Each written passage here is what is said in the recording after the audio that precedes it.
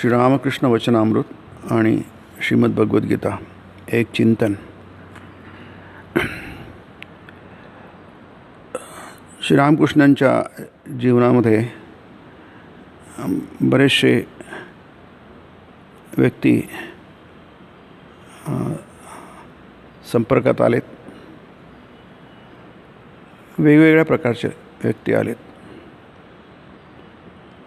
श्रीरामकृष्ण स्वतःहून त्यांच्याकडे गेलेत किंवा ते त्यांच्याकडे आलेत. आणि अगदी तरुणांपासून तर वृद्धापर्यंत, सामान्यापासून तर असामान्यांपर्यंत वेगवेगळ्या प्रकारचे लोक आपण बघतोय त्यांच्या जीवनात आलेले. आणि श्रीरामकृष्ण त्या प्रत्येकामध्ये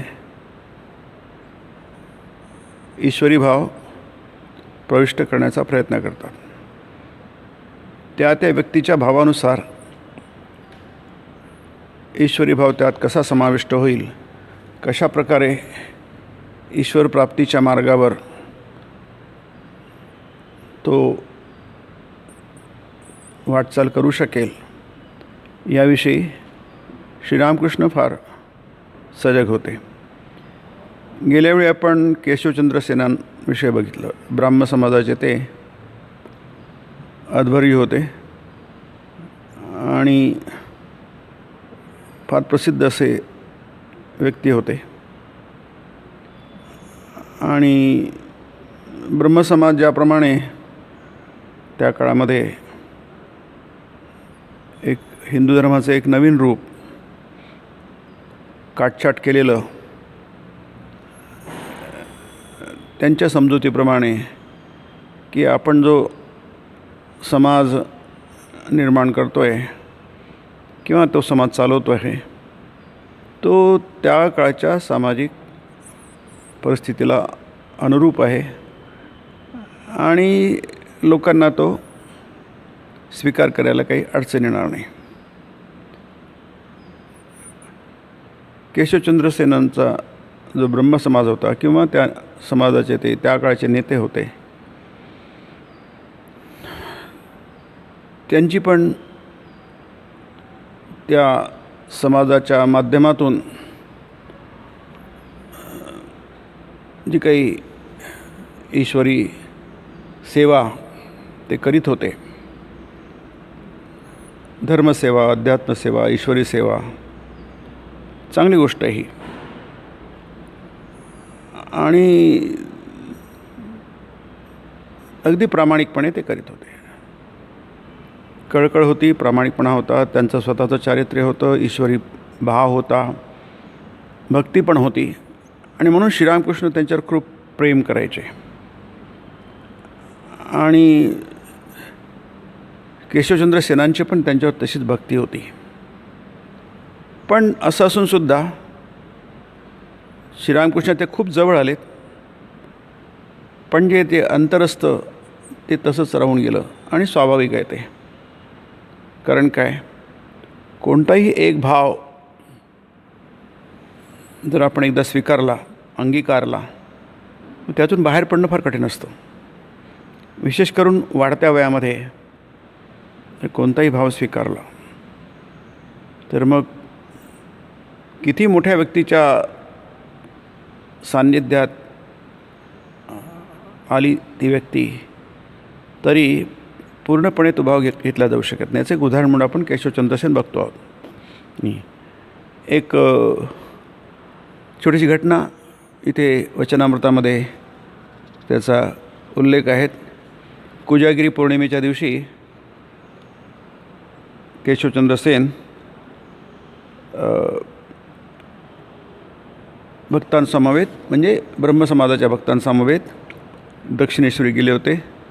मोठा समूह होता, 80 जणांचा जवळपास. आणि सगळं पताका, पुष्पपल्लव, मृदंग, टाळ वगैरे अगदी सगळी तयारी करून गेले होते. आणि अगदी खूप भजन, संकीर्तन, तो आनंदाचा महोत्सव, सगळ्यांनी भाग घेतला. आणि त्या सगळ्या याच्यामध्ये श्रीरामकृष्ण मधून समाधिमग्न होत होते. त्यानंतर भागीरथीच्या तटावर, गंगेच्या तटावर तिथे उपासना चालली. ती उपासना केशवबाबांनी केली आणि ब्रह्मसमाजाच्या प्रथेनुसार ती उपासना होती. आता उपासना झाल्यानंतर आता श्रीरामकृष्ण जणू काही ते त्या ब्रह्मसमाजाचे एक सदस्य आहेत अशा प्रकारे ते वागलेत. श्रीरामकृष्णांचं वैशिष्ट्य आहे की त्यांच्याशी एकरूप होऊन जातात. नाहीतर थोडासा दुरावा असतो, जी गोष्ट आपली नाही किंवा वेगळ्या प्रकारची आहे, बरीच वेगळी आहे, असं असलं की आपला एक प्रकारचा दुरावा असतो.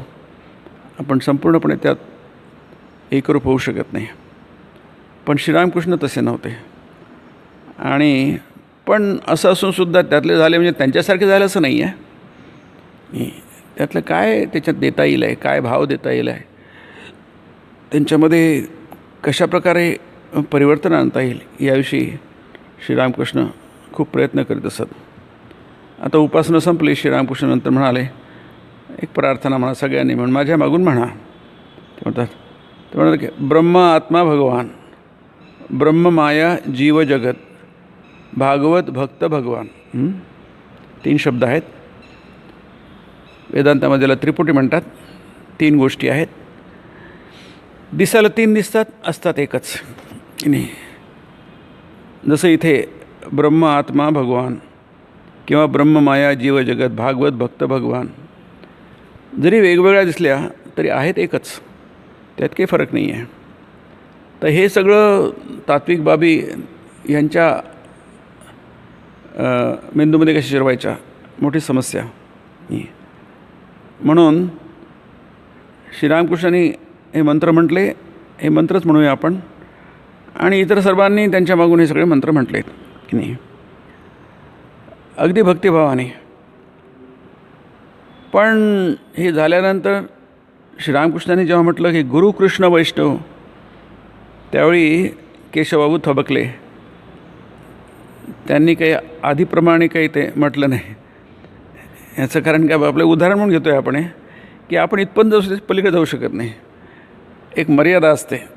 आपणच आपल्या आतमध्ये एक भिंती उभारतो की नाही, इतकं याच्या पलीकडे आपलं नाही. आणि म्हणून केशवचंद्र सेनांची किती भक्ती असावी बघा. अगदी दलबल घेऊन सगळे 80 लोक सगळं घेतलं. रामकृष्णांवर त्यांचं केवढं प्रेम असेल की नाही, सगळं काही आहे. पण एका विशिष्ट सीमेनंतर जाऊ शकत नाही माणूस. त्याचं एक उदाहरण म्हणून आपण केशवचंद्र सेनांचं बघतो आहे. आणि पुढे जर आपण पुढच्या अध्यायामध्ये जेव्हा बघू विद्यासागर, त्यांचं उदाहरण आणखी सुंदर आहे. अशाच प्रकारचं आहे परंतु वेगळ्या प्रकारचं आहे. प्रत्येक उदाहरणातून आपल्याला शिकता येईल की आपण कुठे बसतो, कशा प्रकारचे अडथळे येतात, ते अडथळे कसे ओलांडायचे आणि हे सगळं आपल्याला बघायला मिळेल. कारण हे व्यक्तिमत्व फार महत्त्वाचे असतात. हे काही व्यक्तींचे काही मोठी मोठी चरित्र नाही आहे, ती संक्षिप्त माहिती आहे प्रत्येकाविषयी. मास्तर महाशयांविषयी खूप मोठी माहिती आहे. कारण प्रत्येक वेळी आपल्याला मास्तर महाशय ग्रंथामधनं पानापानातून दिसतात आणि जसे बलराम भाऊस आहे तेही मधनं दिसतात. आणि ते प्रत्येक व्यक्तीमधलं काहीतरी खूप मोलाचं, आपल्यापेक्षा अतिशय मोलाचं मूल्यवान असं आपल्याला घेण्यासारखं आहे. तर ते जेव्हा म्हणाले गुरुकृष्ण वैष्णव, तेव्हा केशवबाबू आनंदाने हसत हसत त्यांनी काही त्याचं काही नाही आम्हाला जमणार नाही असं वगैरे नाही म्हटलं की नाही, एक शिष्टाचार आहे. तर त्यांनी तसं नाही म्हटलं, पण आम्हाला जमणार नाही अशा अर्थाने. महाराज सध्याच इतक्या दूर नको, नंतर पुढे बघता येईल. आज तरी काही शक्य नाही आम्हाला, सध्या तरी नको, पुढे बघूया. आमच्यात तेवढं परिवर्तन झालं, वेळ आली तर आम्ही गुरुकृष्ण वैष्णव पण बघू. आता गुरुकृष्ण वैष्णव काय आहे की नाही, ब्रह्म आत्मा आणि वगैरे भगवान म्हणायला काही हरकत नाही, भागवत भक्त भगवान म्हणाला. मग गुरुकृष्ण वैष्णव काय आहे की नाही. गुरुकृष्ण वैष्णव म्हणजे अगदी पूर्णपणे सनातन धर्म, वैदिक सनातन धर्माचा जो भाव आहे तो याच्यामध्ये या मंत्रामध्ये पूर्ण आलेला आहे की नाही. जो गुरु आहे तोच कृष्ण आहे, तो कृष्ण आहे तोच वैष्णव आहे की नाही. आपण जसं म्हणतो हे सगळे आपले देवता ज्यांना आपण म्हणतो ते सगळे गुरु आहेत. कृष्ण आहे, राम आहे, देवी आहे, गणपती आहे, शिव आहे, हे सगळे देवता आहेत. पण त्या गुरु आहेत, कारण त्या ब्रह्मज्ञान देणारे आहेत, आपल्याला भवसागर पार करून देणारे आहेत. म्हणून त्यांना श्रीरामकृष्ण गुरु, कृष्ण, वैष्णव म्हणजे तो जीव, भक्त, सगळे एकच आहे. वेगळा दिसले तरी शेवटी जाऊन ते एक होतील. जर आम्ही गुरु, कृष्ण, वैष्णव म्हणालो तर लोक आम्हाला कट्टर सनातनी म्हणतील. श्रीरामकृष्णांनी काही आग्रह नाही केला. असं कसं? तुम्ही कशाला काळजी करता? लोक काय म्हणतील तर म्हणू द्या, असं वगैरे त्यांना काही आग्रह जबरदस्ती नाही केली. नाही, श्रीरामकृष्ण म्हणत असत मी कोणाचा भाव काही भंग करत नाही. त्यांनी काही जोर नाही केला, जबरदस्ती नाही केली. उलट ते म्हणाले, हसू लागले श्रीरामकृष्ण. त्यांना कळलं की यांना एवढंच जम त्याच्या पलीकडे जाऊ शकणार नाही आहे. तर ठीक आहे, तुम्ही जेवढे म्हणू शकाल तेवढेच म्हणा, काय हरकत नाही. म्हणजे आज नाही म्हणा, कधी पुढे होईल आणखी थोडं परिवर्तन. तुम्ही अपेक्षा खूप करू शकता, पण तसं होईलच असं काही नाही आहे. आणि आपण गेल्या वेळी बघितलं की केशवचंद्र सेन श्रीरामकृष्णाविषयी म्हणतात की ते अतिशय असाधारण आहेत, युनिक आहे, एकमेव आहेत. आणि त्याच्यामुळे त्यांची खूप काळजी घ्यायला पाहिजे. निष्काळजीपणा झाला तर त्यांचे शरीर टिकू शकणार नाही. ज्या खूप मूल्यवान वस्तू असतात त्या दिसायला पाहिजे, परंतु त्या काचेच्या कपाटात ठेवायला पाहिजे. म्हणजे दिसतात परंतु त्यांचं व्यवस्थित रक्षण होतं इत्यादी. आणि आपण बघितलं की त्यांचं किती प्रेम होतं. आणि यांचा संबंध बरेच वर्ष आला, अगदी शेवटपर्यंत. केशवचंद्र सेन खूप आजारी पडलेत, शेवटचा आजार त्यांचा. श्रीरामकृष्ण त्यांना भेटायला गेले होते. हे सगळे अध्याय आपल्याला नंतर दिसतील, कारण केशवचंद्र सेनांचा परिचय आणि त्यांच्याविषयीचं बरीचशी माहिती आपल्याला वचनामृतामध्ये दिसते. आता आपण दुसऱ्या अध्यायाकडे वळू, म्हणजे 7व्या अध्यायाकडे. यानंतरचा अध्याय जो आहे तो विद्यासागरांसंबंधीचा आहे, ईश्वरचंद्र विद्यासागर. आता जुन्या काळच्या पिढीच्या लोकांना बरीच माहिती होती. हे बंगालचे सुप्रसिद्ध असे व्यक्ती आहेत, खूप महत्त्वाचे आणि नावाजलेले ख्यातीप्राप्त असे व्यक्ती आहेत. हुगळीवर जे पूल आहेत, हावरा ब्रिज म्हणतात, त्याचं नाव रवींद्र सेतू. तर हावऱ्याजवळ आहे म्हणून त्याला हावरा ब्रिज म्हणतात. त्याचं लोकप्रिय नाव हावरा ब्रिज आहे, पण त्याचं खरं नाव रवींद्र सेतू. रवींद्रनाथ टागोर फार मोठे व्यक्ती होते, साहित्यिक वगैरे. आणि त्यानंतर नवीन एक सेतू झालेला आहे, तिथून एक 3-4 किलोमीटरवर दक्षिणेकडे आणि पश्चिमेकडे म्हणता येईल. तर त्याचं नाव त्यांनी आता विद्यासागर सेतू ठेवलं आहे. सेतू म्हणजे पूल. खूपच प्रसिद्ध व्यक्ती. आजकालच्या पिढीला कदाचित त्यांची तेवढी माहिती नसेल, पण जुन्या पिढीला ईश्वरचंद्र विद्यासागरांचं नाव बरंच माहीत होतं. तर ते श्रीरामकृष्णांची इच्छा होती की त्यांना भेटण्याची. इतके प्रसिद्ध व्यक्ती आहेत. जे कोणी प्रसिद्ध व्यक्ती असतील, श्रीरामकृष्ण त्यांचा आग्रह असायचा त्यांना भेटायला जायचं. यद्यद विभूतिमत सत्वम श्रीमधुर्जितमेव. गीता म्हणते की त्यात विभूती असतात, तत्तत् एवावगच्छत्वम मम तेजंश संभवम. त्याच्यात माझा अंश असतो, ईश्वरी अंश असतो की नाही. म्हणूनच ते व्यक्ती एका प्रकाशात येतात, लाईमलाईटमध्ये येतात नाही, त्यांमध्ये ईश्वरी अंश असतो. हे जे महान गुण असतात ते ईश्वरी गुण असतात. सात्विकता म्हणूया, ही सात्विकता वेगळ्या प्रकारची खूपच. म्हणजे कारण काय, सर्वसाधारण लोक आणि विशिष्ट व्यक्तीमध्ये फरक काय असतो की नाही. विशिष्ट व्यक्ती सहजपणे त्याच्यात गुण बसत असतात. सामान्य व्यक्ती खूप प्रयत्न करतात, प्रयत्न करूनसुद्धा अगदीच कमी प्रमाणामध्ये त्यांच्यात असतात. काही लोकांचं अगदी संपूर्णपणे उलटच असतं. म्हणजे तमोगुण अतिशय असतो. जसं आपण त्यांना राक्षस म्हणतो, की नाही. दुर्योधन म्हणा, रावण आहे, कंस आहे, सगळे प्रसिद्ध उदाहरणं आहेत. अर्वाचीन इतिहासातले असे बरेचसे लोक आहेत की क्षयाय जगतो हिता, गीता म्हणते की लोकांना पीडा देण्यासाठी, त्रास देण्यासाठी, लोकांना क्षय करण्यासाठी, त्यांना मारून टाकण्यासाठी, कत्तली करण्यासाठीच ते असतात. जगाचं अहित करण्यासाठीच त्यांचा जन्म असतो जणू काही, की नाही. अशी लोकं खूप असतात की नाही. ते केन जानीमहे, त्यांना त्यात काही फायदा होत नाही, की त्यांना वाटतं तर फायदा होतो. असे काही लोक असतात नुसतं वाईटासाठी वाईट करतात की नाही. त्याचं उलटं दुसरं टोक म्हणजे की त्यांचा स्वभावच असतो की इतरांसाठी सतत खपत असतात, सतत प्रयत्न करीत असतात, सतत इतरांना मदत करीत असतात. तशाच प्रकारचे हे होते ईश्वरचंद्र विद्यासागर. त्यांच्या कनवाळूपणा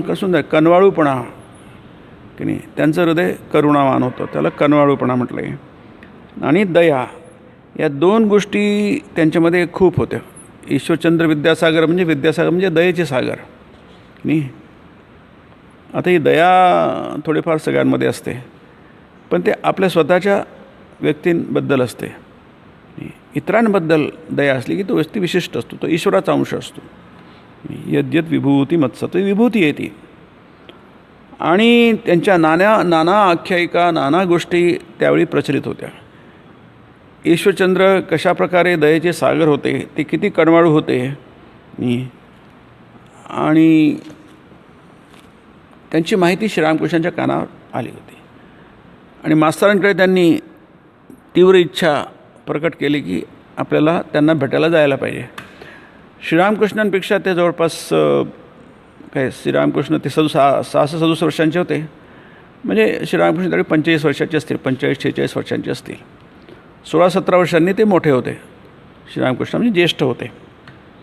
त्यांच्या तुलनेने श्रीरामकृष्ण 15 वर्षांनी कमी वयाचे होते. तर ते सोपी कठीण नव्हतं विद्यासागरांना भेटणं. याचं कारण असं की मास्तरांना सांगितलं की त्यांच्या शाळेत मी शिक्षक आहे, त्याच्यामध्ये भेट घडवणं मला काही कठीण नाही आहे, कारण ओळख असली की पटकन होतं काम.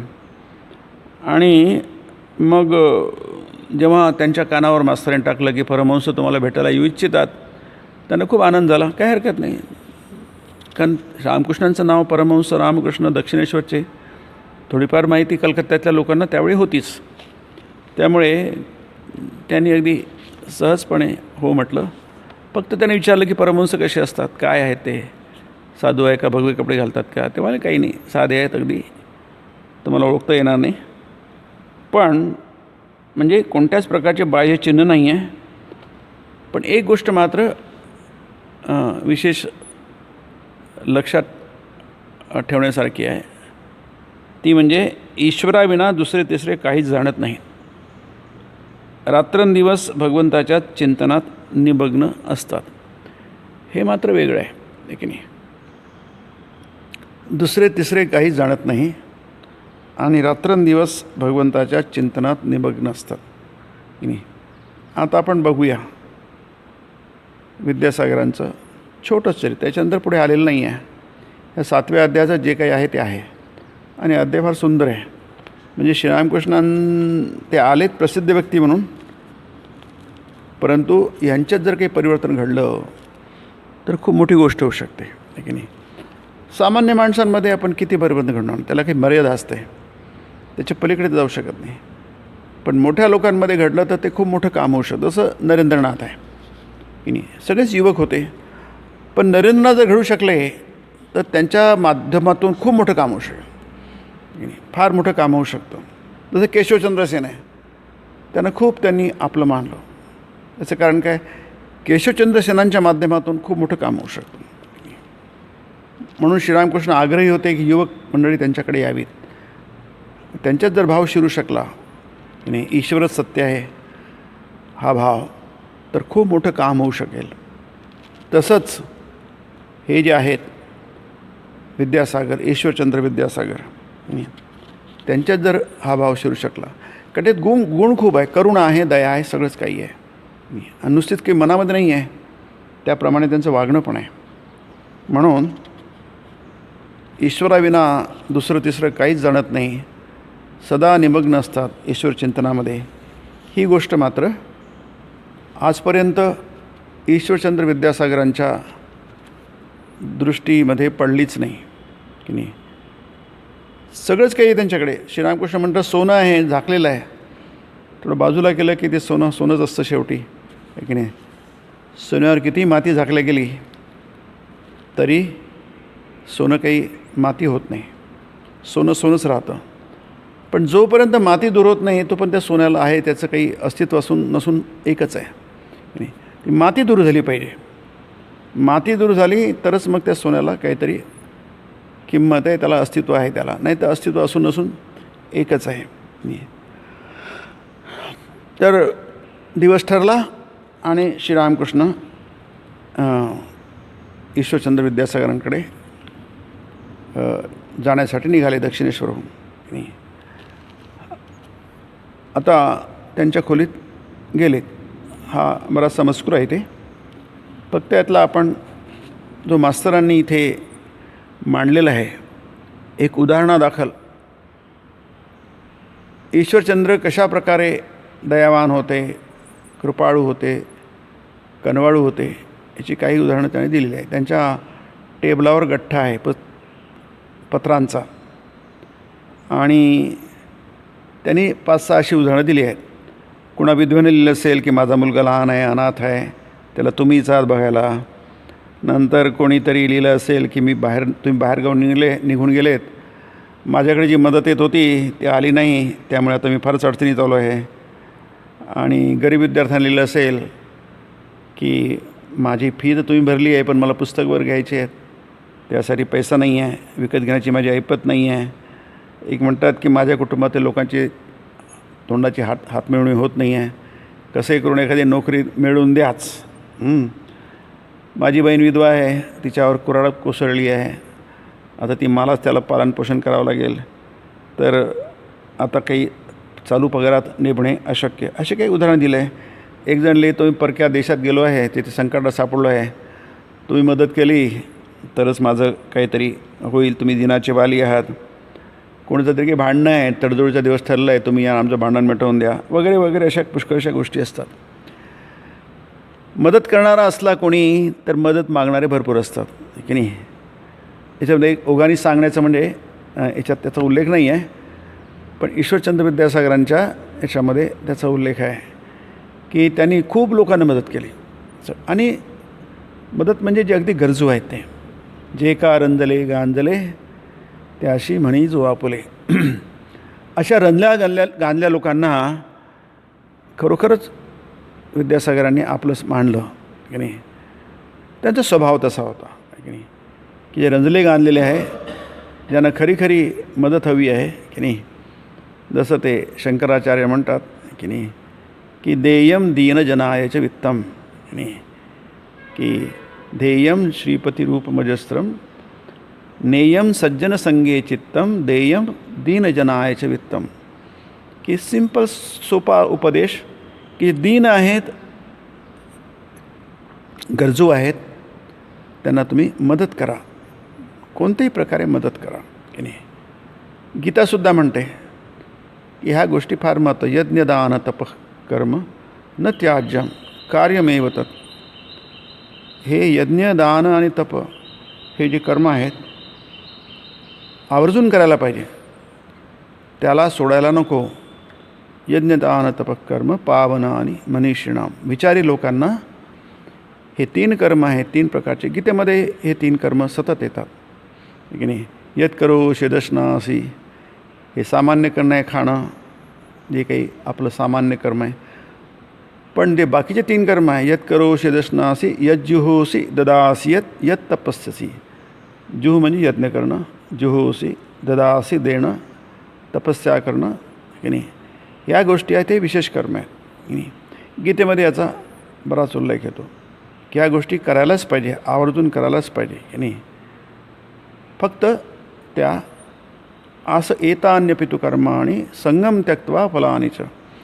हे इतके पवित्र करणारे कर्म असूनसुद्धा स्वभावतःच ते पवित्र कर्म आहे, परंतु हे सुद्धा आसक्ती सोडून आणि फलाशा सोडूनच केले पाहिजे. कर्तव्यानि ते मे पार्थ निश्चितम मतमुत्तम. माझं निश्चित मत आहे, फायनल मत आहे आणि उत्तम मत आहे की नाही. कर्तव्यानि ते मे पार्थ हे कर्तव्य करायलाच पाहिजे की नाही. याविषयी काही मनामध्ये कोणताही संदेह असू नये की नाही. कोणत्याही परिस्थितीमध्ये मनुष्याने शक्य असेल यज्ञ दान तप करायलाच पाहिजे की नाही.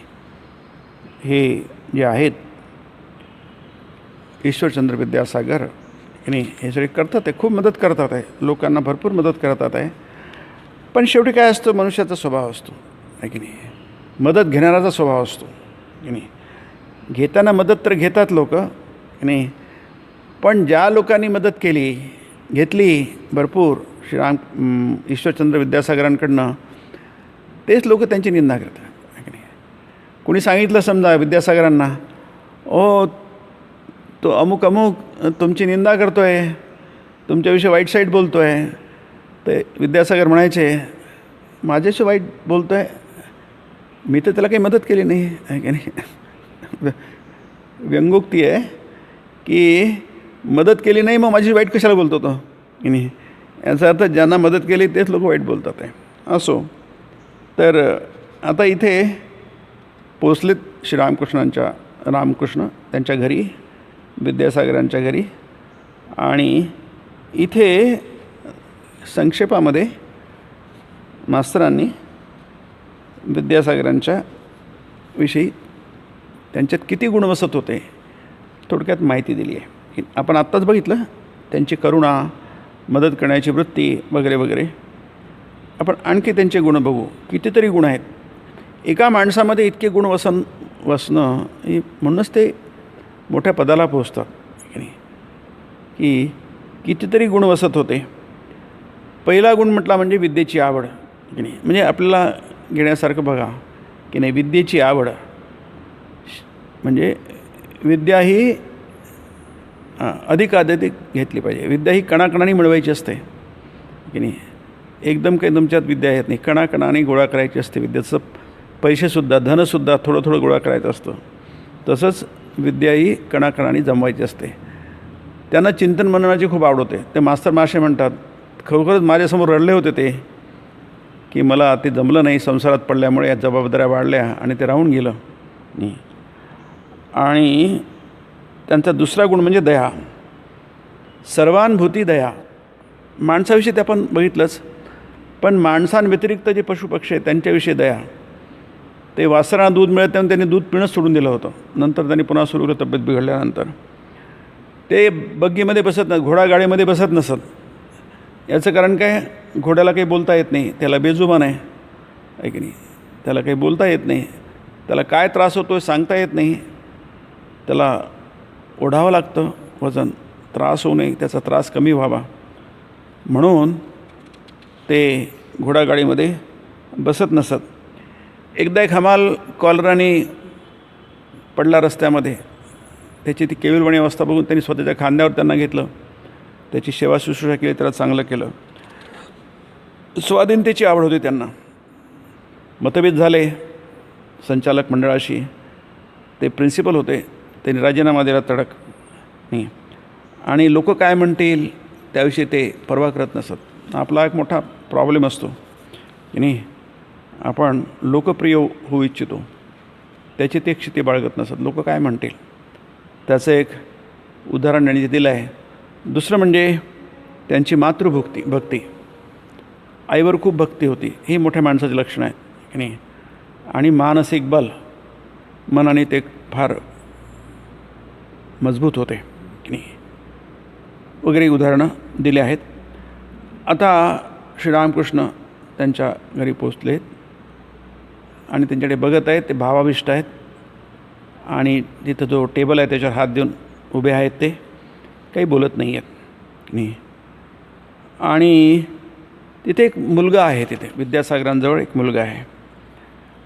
श्रीरामकृष्ण भावाविष्ट आहेत, परंतु अंतर्दृष्टी आहेत. त्यांना म्हणत आहे जसं काचेच्या कपाटातल्या गोष्टी कळतात तसं आपल्या मनामध्ये, जसं जणू काही इथं आपलं काच लावलेलं आहे, हे कपाट आहे, तर सगळं काही ते बघू शकत असत. अंतर्दृष्टी म्हणजे आतलं बघणार आहे. त्याविषयी ते त्याच्यातून दूर सरकून बसले आणि म्हणाले, आई, हा मुलगा घोर संसारी, तुझ्या अविद्यामय संसारावर अत्यंत आसक्त, याचा जन्म अविद्येतून. सगळ्याच प्रकारचे लोक असतात की नाही. श्रीरामकृष्णांचा भाव असा की ज्याच्या हृदयात ब्रह्मविद्येस्तव काडी मात्र व्याकुळता नाही आहे. संपूर्ण व्याकुळता असणं ते फार मोठं आहे, फार मोठी बाब आहे. पण किंचितसुद्धा व्याकुळता नाही आहे ब्रह्मविद्या प्राप्तीसाठी. नाही, त्याचे केवळ अर्थकरी विद्येची उपार्जन अगदी फुकट विटंबनाच. बहुतेक तसंच असतं आहे की नाही. माणूस जन्मभर खूप परिश्रम करतात, अगदी काय करता आपण, काय रक्ताचं पाणी करतात, कुठेच हटत नाही. परंतु त्याच्यामध्ये, त्या परिश्रमामध्ये ब्रह्मविद्येला कुठे स्थान नाही आहे. ब्रह्मविद्या प्राप्तीसाठी त्याच्यामध्ये कुठेही त्यांना काही व्याकुळता नाही आहे. नाही, ते पण ह्याच्यासाठी आपण जसं व्याकुळ होतो आहे इतर गोष्टींसाठी, तसं ब्रह्मविद्येसाठी सुद्धा व्याकुळ व्हायला पाहिजे. या मात्र काळी मात्रसुद्धा त्यांच्यामध्ये तो भाव नाही आहे. आणि मग श्रीरामकृष्ण दर्शवतात आहे की काय व्यर्थ आहे, विटंबनाचं आहे. नंतर आणखी काही बरं सुंदर प्रसंग आहे. आपण बरीचशी काटछाट करतो या प्रसंगामध्ये की नाही. आणि पुढे जातो आहे. आणखी एक मुलगा उभा आहे तिथेच बसलेला आहे. श्रीरामकृष्ण एका भक्तिवान मुलाविषयी विद्यासागरांशी बोलत आहेत. तो छोकरा लहान आहे, तो मुलगा तिथे श्रीरामकृष्णांसमोर बसून होता. असेल 12-13 वर्षांचं, तर वय दिलेलं नाही आहे. श्रीरामकृष्ण म्हणाले, भारी सुंदरनी सच्छील पोरगा हा, अंतस्सार. याच्यात पाणी आहे खूप, जशी फल्गू नदी, वरती वाळू, थोडंसं खंटाच दिसून पडतं की आत पाणी वाहत आहे. हाही मुलगाच आहे, परंतु याच्यामध्ये काहीतरी सार आहे. सार म्हणजे काय? संसारातलं सोडून आणखी काहीतरी संसाराच्या पलीकडलं असं काहीतरी जाणून घेण्याची, अनुभवण्याची इच्छा आहे. आता हे सगळं झालं, खाणं पिणं झालं, थोडंसं स्वल्पोपहार झालं, पाणी पिणं झालं. आता श्रीरामकृष्ण आणि विद्यासागरांचा संवाद सुरू होत आहे. आता श्रीरामकृष्णाची एक विशिष्ट पद्धत आहे की नाही. अर्थातच श्रीरामकृष्ण स्वतःहून आले आहेत. विद्यासागर खूप ज्येष्ठ आहेत, त्यांच्या जवळपास 15 वर्षांनी ज्येष्ठ आहेत त्यांच्यापेक्षा. आणि श्रीरामकृष्ण आधी उत्साह वाढवतात की नाही. उत्साह वाढवण्यासाठी स्तुती करतात, प्रशंसा करतात की नाही. त्यांचं प्रारंभ कसा केला बघा. ते म्हणतात, आज शेवटी सागराला येऊन मिळालो. विद्यासागर, त्यांच्या नावामध्ये सागर आहे. श्रीरामकृष्ण म्हणतात, आज शेवटी सागराला येऊन मिळालो. आजवर डबकी पाट फार फार तर नदी पाहिली, पण आज मात्र सागराशी येऊन थडकलो आहे. डबकी पाट तलाव म्हणजे काय, छोटी मोठी लोकं बघितली. आज मात्र खूप मोठ्या व्यक्तीला मी बघतो आहे, एक महान व्यक्तीला, की खरोखरच ती इतरांपेक्षा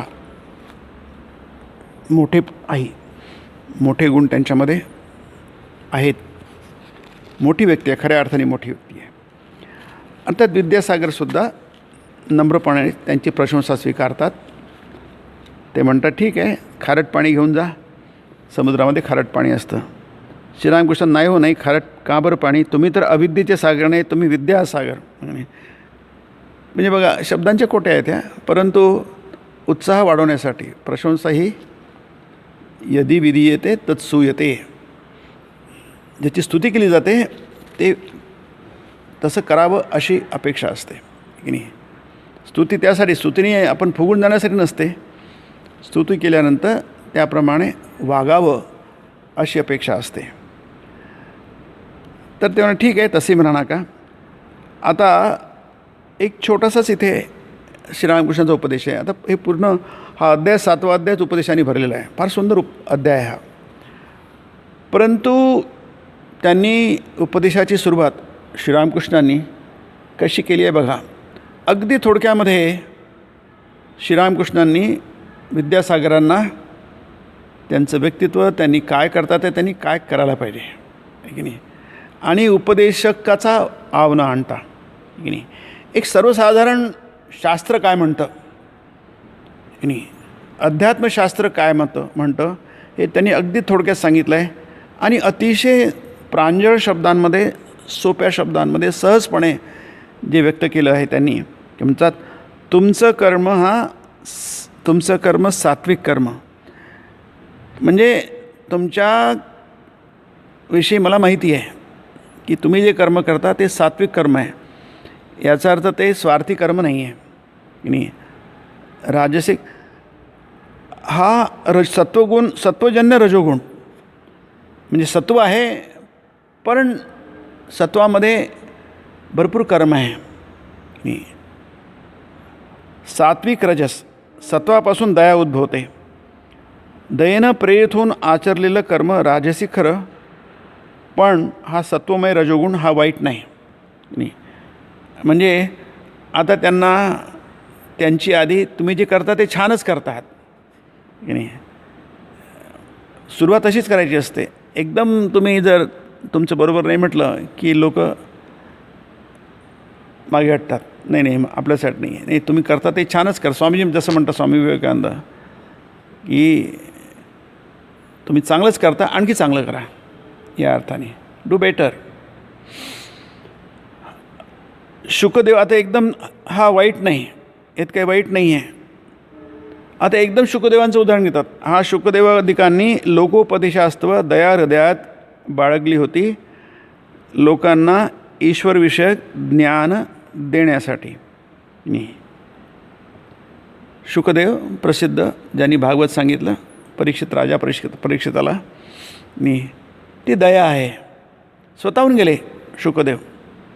जेव्हा कळलं की राजाला शाप मिळाला आहे, 7 दिवसांमध्ये त्याचं निधन होणार शापामुळे, तक्षक नाग तक्षक येऊन त्याला चावणार आणि राजा मरणार की नाही. परीक्षित स्वतः आले आणि त्याला भागवत ऐकवलं. दया आहे ती. त्यांनी काही बोलवलं नव्हतं, स्वतः गेले. इथे दया आहे की नाही. त्यांना स्वतः त्याचा काही लाभ नव्हता, पण दयेमुळे माणूस इतरांसाठी करतो. तर ते लोकोपदेशास्तव मोठे लोक दया हृदयात बाळगतात की नाही. आता हे तुम्ही काय करता, तुम्ही विद्यादान अन्नदान करता, ते देखील चांगलंच. देखील म्हणजे ते सुद्धा चांगलंच आहे. अडचण कुठे आहे? म्हणजे मी म्हटलं ना, पहिल्यांदाच त्यांनी सांगून टाकलं नेमकं आहे. हेच कुणी निष्कामपणे करू शकल्यास त्यानं भगवान लाभ होतो. पण घोडं पेंड खातं इथंच. कुणी करतो नामासाठी तर कुणी पुण्यसंचयासाठी. त्यांचं कर्म निष्काम नसतं. या 5-6 वाक्यांमध्ये सगळं काही येऊन गेलं आहे की नाही. तुम्ही कर्म करताय ते खूपच छान आहे, त्यात काही प्रश्नच नाही आहे. परंतु त्यामध्ये काय पाहिजे? निष्कामता पाहिजे. निष्कामता असेल म्हणजे कोणतीही कामना नसो, ह्याच कर्मांनी माणूस भगवंताची प्राप्ती करू शकतो की नाही. तत्कुरुष्व मदर्पणम गीतेमध्ये म्हटलं आहे. तुम्ही कर्म करा, परंतु मी करतो आहे असा भाव न आणता ते कर्म करा. अहंकार सोडून कर्म करा. त्याचं कर्म निष्काम नसतं. तर हे निष्काम कर्म करणं हेच अध्यात्माचं काय आहे, आपण म्हणतो खरं गमक आहे की नाही. कर्म तर सगळेच करतात की नाही. नाही कश्चित क्षणमपि जातु तिष्ठत्य कर्मकृत. कोणी कर्म न करता क्षणभरसुद्धा राहू शकत नाही, न तिष्ठती की नाही. कर्म प्रत्येकजणच करतात, पण त्याच कर्माने मनुष्य बंधनात पडतो, मोहात पडतो, दुःखी होतो, अयशस्वी होतो. आणि तेच कर्म जर तुम्ही योग्य पद्धतीने केलं, शास्त्रीय पद्धतीने केलं, तर त्याच कर्माने तुम्ही मुक्त होता, ईश्वराची प्राप्ती करून घेऊ शकता. त्यामुळे ते जाणणं फार आवश्यक आहे. ईश्वरचंद्र विद्यासागर तर जाडे पंडित होते. सगळं शास्त्र सगळं त्यांनी वाचलेलं होतं. म्हणजे त्यांनी इथे म्हटलेलं आहे, अगदी त्यांनी काहीच ठेवलं बाकी नव्हतं. अतिशय पंडित होते ते. बंगाली, इंग्रजी आणि संस्कृतचे ते फार मोठे पंडित होते. परंतु त्यांनी सगळं उपनिषद वगैरे सगळं अगदी त्याच्यात पारंगत होते. परंतु त्यांना हे माहीत नव्हतं की याच्या पुढे गेलं आहे की अशा काही गोष्टी आहेत की त्यांना त्याची कल्पना नाही आहे. ब्रह्मज्ञान आहे, तर ब्रह्मज्ञान हे उष्ट झालेलं नाही आहे हे ऐकून त्यांना खूप आश्चर्य वाटलं. अरे मी नवीनच ऐकलं त्याच्यामध्ये. तर आपण बघूया की ईश्वरचंद्र विद्यासागर जरी हे खूप महान असले, एक प्रकारची विभूती असले, तरी पण काही गोष्टी साधूंकडनंच ऐकायच्या असतात, की नाही, साधुमुखातूनच ऐकायच्या असतात आणि त्यानेच आपल्याला खरं खरं अध्यात्म कळतं. हे आपल्याला इथे बघायला मिळेल. या अध्यायामध्ये हा श्रीरामकृष्णाचा उपदेश विद्यासागरांसाठी आहे. तो अतिशय महत्त्वाचा आहे, कारण आपण आपल्या भ्रमात असतो की आम्हाला सगळं कळलेलं आहे. आता विद्यासागरांना सांगण्यासारखं काय आहे? काहीच नाही. मास्तर माशे म्हणतात विद्यासागर जणू समजून चुकलं आहे की आता कळण्यासारखं मला काहीच नाही आहे. कळण्यासारखं खूपसं काही आहे. आपलं जे कळलं आहे ते फारच अल्प कळलेलं आहे की नाही. बरंचसं कळायचं बाकी आहे. हे आपल्याला श्रीरामकृष्णांच्या संवादातून समजून येईल आहे. पुढे आपण बघूया. ओम निरंजनम नित्यमनंतरूपम भक्तानुकंपाद्रितविग्रहं वै ईशावतारं परमेशमीड्यं रामकृष्णं शिरसा नमामि.